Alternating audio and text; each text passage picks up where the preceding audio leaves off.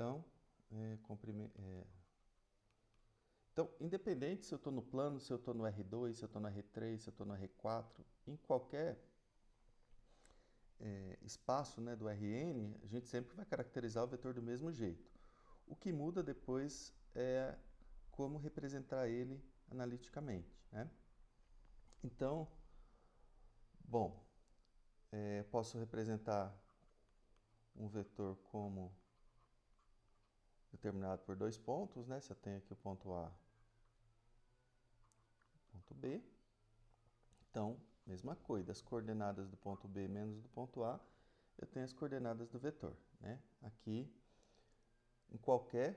voltando, em qualquer sistema de eixos cartesianos, né? No plano, no tridimensional ou dimensão maior, né? Maior que eu estou falando aqui é qualquer espaço aqui n-dimensional, em Rn. Tá? Quando a gente trabalha com espaço vetorial mais genérico, aí muda um pouquinho. Aí a gente não trabalha muito com essa questão da representação, porque vai depender do que são os objetos lá. Mas qualquer aqui, plano, espaço, R4, Rn geral, sempre ele é dado dessa forma, a diferença das coordenadas. E aí, bom, deixa eu só voltar aqui. Né? Então, se eu tenho aqui, digamos, só a título de exemplo, né? Se eu tenho aqui um ponto agora no espaço, né? De coordenadas, vou colocar aqui 1, 2, 3, e um ponto B, de coordenadas, sei lá, 0, 1, 2. Então, eu tenho o vetor AB, né? As coordenadas do ponto B menos do ponto A, 0 menos 1, menos 1, menos 1 menos 2, menos 1, 2 menos 3, menos 1. Então, a conta aqui é exatamente a mesma que a gente faz no plano, tá? Que tem uma coordenada a mais. Ok? Operação, mesma coisa. Se eu for somar aqui dois vetores, né? A soma dos vetores é eu somar as coordenadas.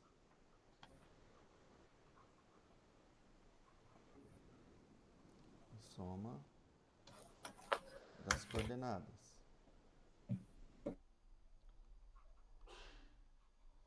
Soma, diferença, né? Então, todos é dado da mesma forma. O que vai ter é uma coordenada a mais, né? O comprimento, né? Ou a norma do vetor. Então, se eu tenho um vetor escrito em coordenadas,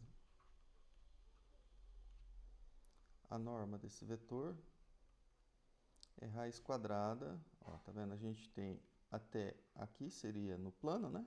A gente tem uma terceira coordenada.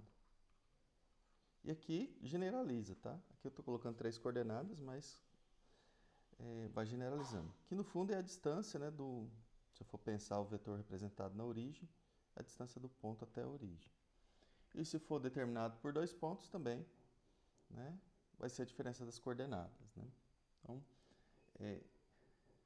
não tem muita diferença, né, no plano, no espaço. Até, eu só entendo que o livro faz primeiro a parte do plano, porque ele vai trabalhar com as cônicas, né?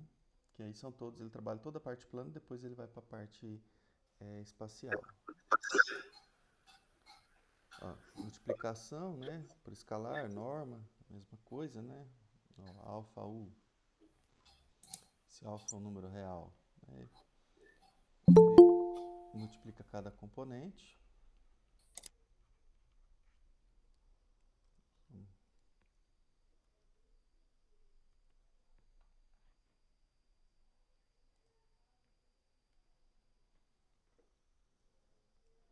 Então, a multiplicação por escalar também, né? Multiplica cada componente, não tem diferença, né? O que vai ter é uma coordenada a mais, tá? No R3, no espaço, né? Bom, aí o que a gente viu, né? Então, se eu tenho dois vetores, aqui a condição para eles serem múltiplos, né? No caso dessa proposição aqui, a condição algébrica ela é a mesma, né? Que a gente tem aqui um vetor, né? Por exemplo, V é múltiplo de U. se eu consigo, né, escalar, se existe um escalar lambda aqui, em R, né, tal que o V é lambda U. Bom, é a mesma condição que a gente tem no plano, né? E aí, usando essa condição aqui, a gente chega nessas condições aqui, né? Tá? Então, isso aqui, ela é deduzida, né? Trabalhando que U é um lambda V ou V lambda U. Combinação linear, né? Tá vendo? São todas definições que são equivalentes no plano, né? Então, se eu pego aqui vetores, né? O V W, vou pegar aqui 4, né? Por exemplo, né? T, então T é combinação linear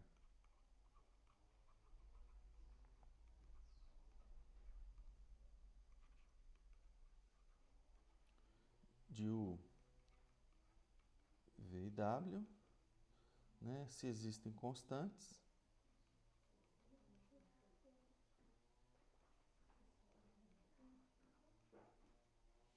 Vou chamar aqui alfa, beta e gama, né? Tais que, ou tal que, né?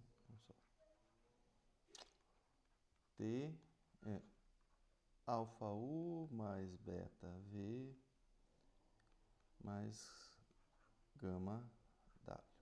Né? Então, é escrever ele, isso que é combinação linear, né? Você conseguir escrever ele como soma, né? Ou soma de vetores, desses vetores, né? De múltiplos deles, né? Então, aqui é um múltiplo de U mais um múltiplo de V mais um múltiplo de W. Por que a gente fez isso, né? Por que a gente estuda essa parte de combinação linear aqui? Tá? Porque quando a gente vê no plano, né? Aqui, no plano, se eu pego aqui dois vetores, U e V, isso aqui no plano, tá? Não paralelos, aqui não paralela a V, isso ficou ruim. Vou colocar aqui U e V não paralelos.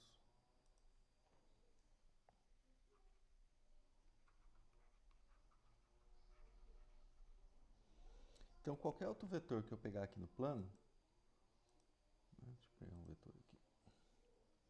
Lembrando que o vetor eu posso pegar ele em qualquer lugar, né? Então, vou colocar aqui mesmo nisso. Então, ele se escreve como combinação linear aqui, ó, de U e V, desde que o I e V não sejam paralelos. Então, esse vetor, digamos aqui, T, né, ele vai escrever, ó, aqui é um alfa U e aqui é um beta V, né? Tá aqui.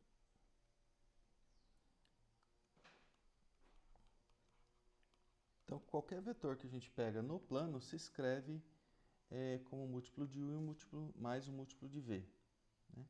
Bom, da mesma forma, o que a gente vai ver aqui é no espaço. Né? No espaço, geometricamente, a gente já tem essa ideia, né, de quantidade mínima de vetores. Então, dois vetores não paralelos, né, o que a gente fala que são linearmente independentes,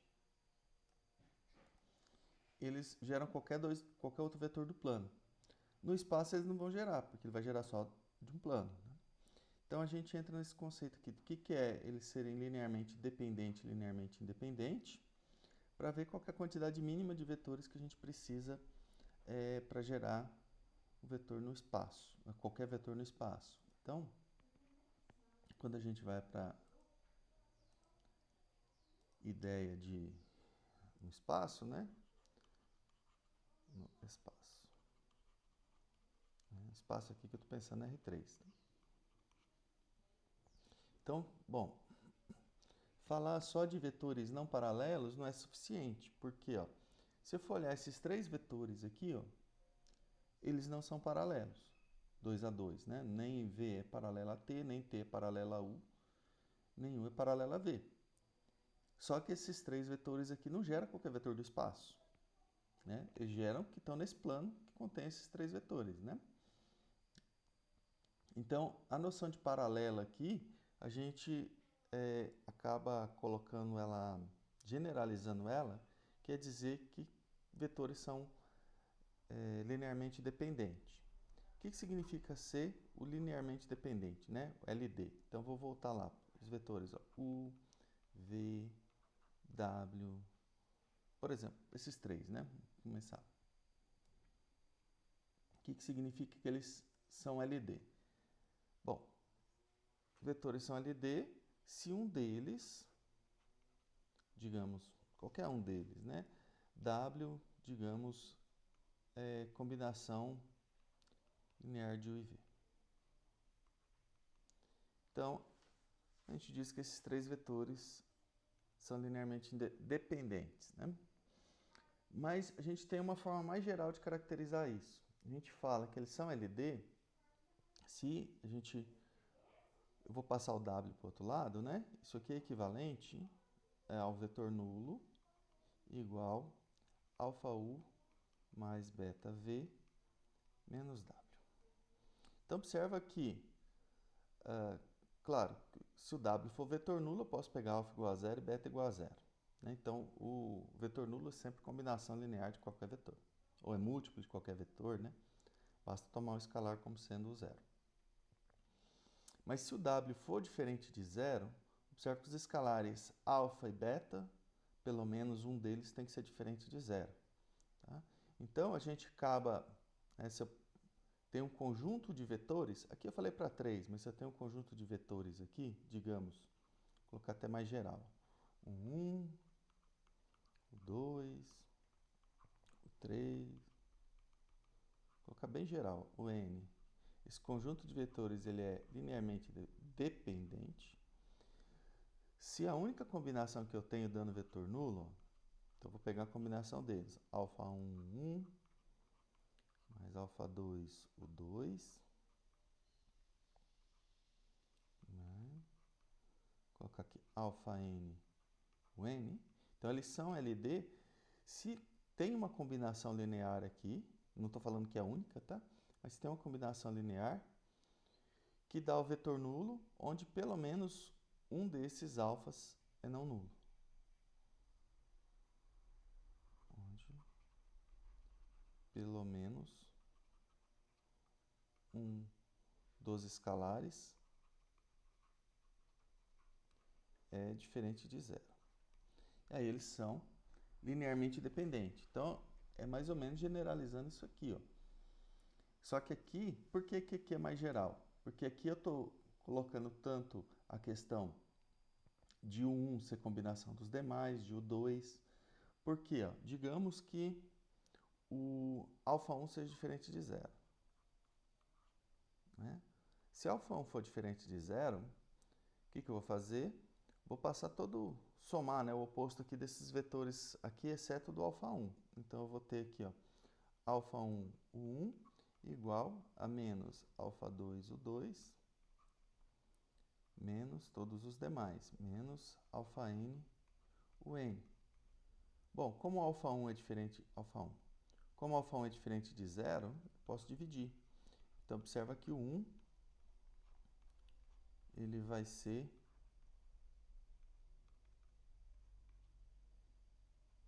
alfa n sobre alfa 1, o n. Então, o 1 é a combinação dos demais. Tá? Então, a hora que eu escrevo nesse formato aqui, se existe pelo menos um desses coeficientes, que é diferente de zero, esses vetores são, ou um dos vetores se escreve como combinação linear dos demais. Tá?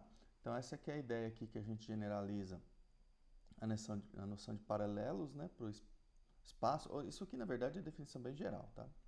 Não é só no espaço, não. E aí, aqui a gente coloca todas as condições onde um dos vetores é a combinação dos demais, na hora que eu escrevo desse formato, tá? Bom, isso é LD. E o que é LI, né? LI é se a única combinação que eu tenho aqui dando vetor nulo implica que todos esses escalares são zero. Então, vou colocar assim, tá? Só o primeiro e o último. É LI, linearmente independente, né? Se a única combinação aqui que dá o vetor nulo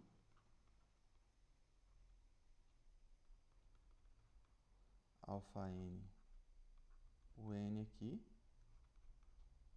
implicar que todos os escalares aqui, ó, são zero. É isso que é linearmente independente, tá? Bom, por exemplo, aqui, só uma bem rapidinho, ó, se eu pegar, pegar um vetor aqui, ó, vou pegar a base canônica aqui do R3 só para ser mais fácil, tá? Aqui esses vetores aqui eu posso escrever ele como E1 ou como I. Tá? O outro eu vou colocar aqui o J, só para fixar a notação. E2. Então, eu vou estar sempre falando nesses vetores. Quando eu falar o E1 ou I é esse vetor, na direção do eixo X, o E2 na direção do eixo Y, e o K aqui, o E3 na direção do eixo Z. Então, ó, bom, se eu pegar o vetor nulo aqui, ó, e escrever como sendo, vou colocar aqui, alfa E1 mais beta E2 mais gama E3, né, usando as propriedades. Então, o alfa entra multiplicando aqui o 1, 0, 0. Vai ficar no fundo, ó, alfa, beta, gama. Tá? Bom, igualdade de vetores, a gente já conclui que alfa igual a beta igual a gama igual a 0. Ou seja, esses três vetores aqui, eles são linearmente independentes. Tá? Claro que aqui eu posso, né, isso aqui não precisa ser as duas coordenadas não nulas. Aqui eu fiz para ser mais rápido. Mas aí eu posso escrever, monto essa equação aqui e resolvo. Encontro a solução desse sistema, né? Aqui, comparando componente a componente. E aí eu tenho que concluir que esses coeficientes aqui todos são zero para garantir que ele é linearmente independente. Tá? Então, bom, falei de vetores LI. E aí, bom, essa proposição 10.4 aqui fala a quantidade mínima de vetores LI para que eu consiga gerar qualquer vetor no espaço. Né? Então, aqui, ó, são equivalentes, três vetores no espaço aqui, né? Estou no espaço. Eles são linearmente independentes, é equivalente a falar que todo vetor do espaço se escreve de forma única, como combinação desses três. Bom, que nenhum dos vetores é combinação linear dos outros dois, né? Exatamente, porque senão seria LD. Todo vetor de espaço se escreve combinação linear de U, V e W, né? Até no dia, acho que o Gabriel me alertou. Essa aqui, na verdade, ela está contida aqui dentro do B, tá? Então, mas o que a gente usa é isso, o A e o B principalmente, né? Então, eles são LI. Todo vetor do espaço se escreve de maneira única. A combinação linear ela é única desses três vetores aqui, tá? Então, a gente fala que gera qualquer vetor do espaço e é o menor número de vetores para gerar qualquer vetor do espaço. Bom, ok. Depois a gente viu que o produto interno, né? O produto escalar, né? Interno. O produto escalar, mesma coisa. Tomar cuidado, né? A diferença entre produto escalar e produto por escalar, né? Por escalar é multiplicar por um número. E escalar é o que a gente definiu aqui, né? Ó, se eu pego, né, lembra, se eu tenho dois vetores, agora eu tenho, digamos, vou colocar aqui ABC, e se eu tenho o vetor V aqui, DEF, a hora que eu faço, bom, o produto escalar dos dois, né? Perdão, aqui. É que essa aqui é outra notação que a gente tem. Mas a gente está usando essa aqui do... Ó, então, a gente multiplica coordenada a coordenada, né? A vezes D mais B vezes Z mais C vezes F e soma. Do mesmo jeito que a gente fazia para vetores no plano. É que para vetores no plano não teria essa terceira parcela aqui.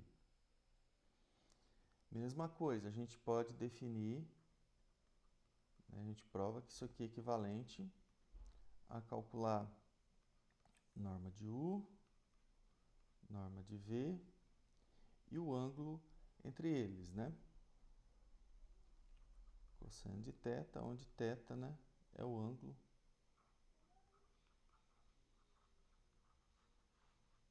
entre U e V. Então, tá vendo? A definição é exatamente a mesma, né? A forma de provar aqui também, porque quando você trabalha com dois vetores eles determinam um plano, né? Se eles não são paralelos, eles vão determinar um plano. Então, a conta que é feita aqui no espaço, a ideia geométrica para vir daqui para cá é exatamente a mesma, porque eles vão estar no plano. Então, é usando a lei dos cossenos lá que a gente determina, né, que calcular o produto escalar, se eu conheço as componentes, eu calculo assim. Se eu conheço a norma dos vetores e o ângulo entre eles, eu calculo usando essa formulinha aqui, tá? Deixa eu ver o que mais que a gente tem aqui. Aí aqui, mesma coisa, né? O ângulo, lembrando o ângulo entre vetores, né? Tá aqui, ó. Só se eu tenho, então, os vetores, eu consigo calcular o produto escalar, consigo calcular a norma e consigo calcular, né? Eu isolo, né, o ângulo. Então, eu preciso determinar um ângulo θ de forma, né, que, claro que aqui eu preciso que os vetores, né, U e V sejam não nulos, né? Não faz sentido, senão o ângulo não está definido, né? Para eu calcular o ângulo entre vetores, os dois têm que ser não nulos. Lembrando que esse θ aqui, ele vai variar de 0 até π, né? Então, resolvo isso aqui, encontro o ângulo θ de 0 a π, tal cosseno θ vale isso. Determino o ângulo entre vetores. Mesma coisa, os vetores são perpendiculares, né? Então, o cosseno, o θ tem que ser π sobre 2, ou seja, o produto interno tem que ser zero. Acho que é isso, né? Ok. E aí, bom, só colocar aqui, a gente parou exatamente nessa parte das propriedades do produto vetorial. Vou lembrar então o que é o produto vetorial.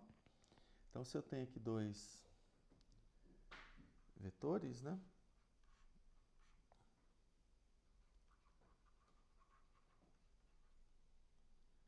Vetorial aqui. Tá? Então, ele é um terceiro vetor. Então, se eu tenho aqui, digamos, o vetor U de coordenadas x0, y0, z0 e V de coordenadas x1, y1, z1, tá? A gente tem a definição do produto vetorial, ele vai dar um vetor que a gente fala U x v. Tá? Bom, tem a definição dele aqui, eu vou colocar. Aqui na primeira componente é y0, z0, y1, z1, barra. Isso aqui é o determinante, tá? Essa barrinha aqui é o determinante. Aqui, menos x0, z0, x1, z1,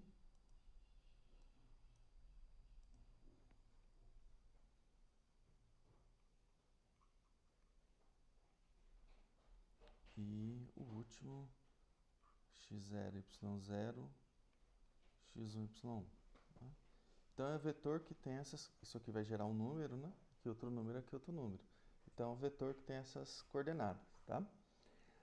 Mas simplificando para a gente calcular, para calcular esse determinante, a gente viu que isso aqui é equivalente a usar isso aqui, ó, calcular esse determinante aqui, ó, onde na segunda linha a gente coloca as coordenadas do primeiro vetor, do vetor U, e na terceira linha a gente coloca as coordenadas do vetor V.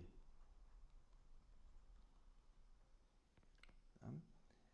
Quando a gente faz essa conta, né, ó, vou fazer aqui só do primeiro, né, usando o teorema de Laplace. Então, o teorema de Laplace aqui eu vou considerar aqui, ó, usar essa primeira linha. Então, bom, é o que? O menos 1 elevado à posição do elemento aqui, do i, que é a posição 1, mais 1, vezes i, vezes determinante do que sobra. y0, z0, y1, z1, mais... continua. Então, isso aqui vai dar exatamente a primeira componente, tá vendo? Menos 1 elevado a 2 dá 1. O i, que é o 1, 0, 0, vezes isso aqui, ó. Então, vai dar exatamente nessa posição aqui. Aqui vai ser da hora que eu trabalho com a primeira linha e segunda coluna, e aqui da terceira linha, da primeira linha e terceira coluna. Tá? Então, se a gente for olhar, isso aqui é uma forma de calcular, porque eu estou trabalhando com objetos diferentes. Isso aqui, ó, I, J, K são vetores, x0, y0, z0, x1, y1, z1 são números reais. Então, matematicamente, isso aqui não tem muito sentido. Tá? Mas a forma que a gente usa para calcular determinante, a gente chega exatamente nessa expressão. Então, a gente pode usar isso aqui. Só lembrando que eu faço o cálculo direto do determinante, e aí, a hora que eu coloco o i lá, para eu finalizar e encontrar que é um vetor, eu vou ter que multiplicar esse número vezes i, mais o número que eu encontrei vezes j, mais o outro vezes k, né? E aí eu tenho o vetor. Tá? Então, essa forma de escrever aqui, ele é para simplificar. Tá? Bom, e aí, se eu tenho dois vetores aqui, né, a gente tem a ideia geométrica desse vetor. Tá? O vetorial V. Né? Observa que, né, como o cálculo aqui ó, é equivalente calcular esse vetor desse formato ou nesse formato, o cálculo em si, né, para obter o vetor resultante, se eu trocar isso aqui ó, de posição, a linha x0, y0, z0 com a x1, y1, z1, o determinante vai trocar de sinal. Né? Aqui, ó, se eu troco essas duas, se eu troco essas duas, se eu troco essas duas, então cada um desses aqui vai trocar de sinal. O que significa isso? Né? Significa que se eu troco, né, ao invés de eu considerar o U vetorial V, eu considerar o V vetorial U,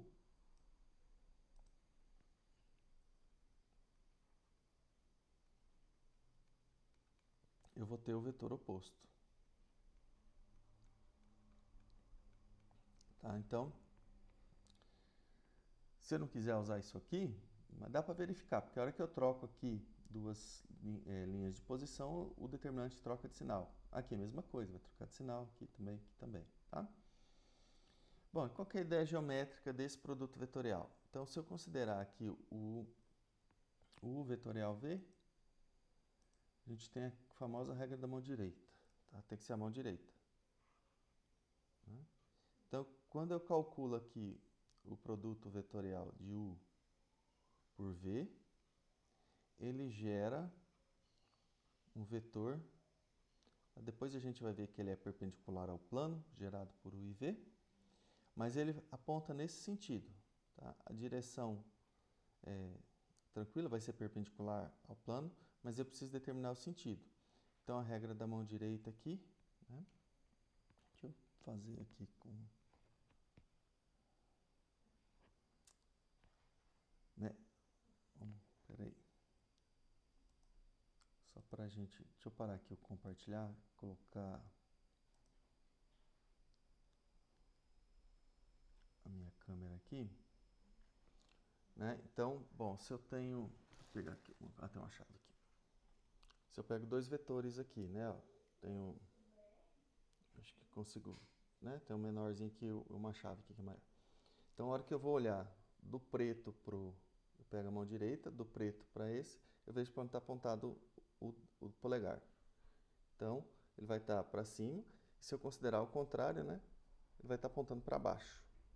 Então, aqui que eu determino o sentido do meu vetor, tá? Isso aqui é quando a gente for representar ele geometricamente. Né? Então, o U vetorial V, a hora que eu pego aqui no sentido de U para V, o polegar vai estar apontando para cima, e de V para U vai estar apontando para baixo. Tá?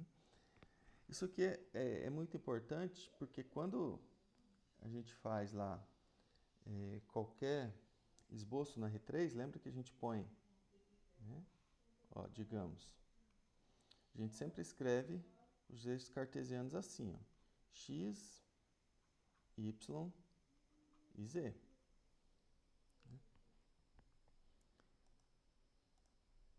Bom, o que significa isso, né? Então aqui a gente está com o vetor E1 ou vetor I na direção do eixo x. Aqui na direção do eixo y a gente tem o E2. Esses aqui são todos unitários, né?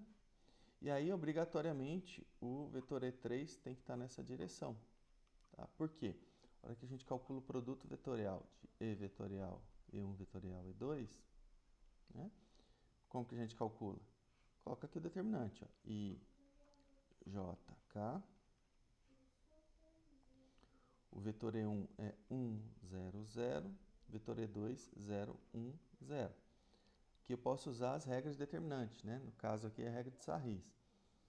Então, ó, eu já faço direto, mas eu vou dobrar aqui as duas primeiras colunas.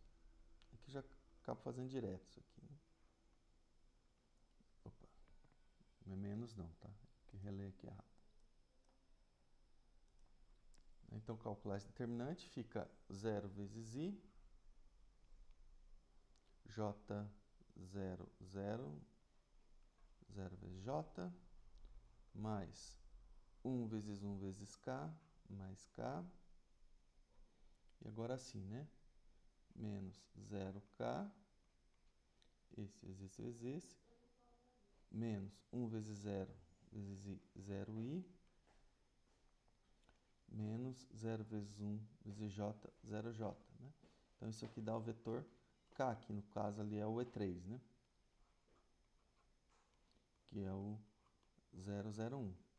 Então, quando a gente for fazer esse sistema de eixos cartesianos, né, no espaço aqui, agora independe. Ah, eu quero que o meu vetor x esteja nessa direção e o meu vetor y, o vetor x não, o eixo x, né, aqui claro, perpendicular, e o y nessa direção. Para onde que vai estar? Que eu vou ter que apontar o eixo z. Bom, vou olhar a regra da mão direita. Bom, regra da mão direita vai do x para a direção do eixo y, né? Então, diferentemente do que estava aqui, que apontava para cima, ele vai apontar para baixo. O z está apontando aqui. Então, a gente consegue colocar qualquer sistema de eixos cartesianos, né? E nessa aqui a gente fala que é a base ordenada do R3, tá? Então, o produto vetorial, ele obriga, né? Na hora que eu pego o vetor E1 com o vetor E2, ele tem que dar o vetor E3. E se eu pegar o contrário, né? Aí dá, né? Se eu pegar o E2 com o E3, tem que dar o E1. O E3 com o E1 tem que dar o E2. Agora, se eu mudo o E2 com o E1, o produto vetorial vai dar menos E3. Que aí eu vou estar trocando, né? Essas duas linhas aqui de posição. Então, para efeito de cálculo desse produto vetorial, a gente pode calcular usando esse determinante aqui sem problemas, ok? Deixa eu ver aqui. Já, então, a gente viu a definição analítica e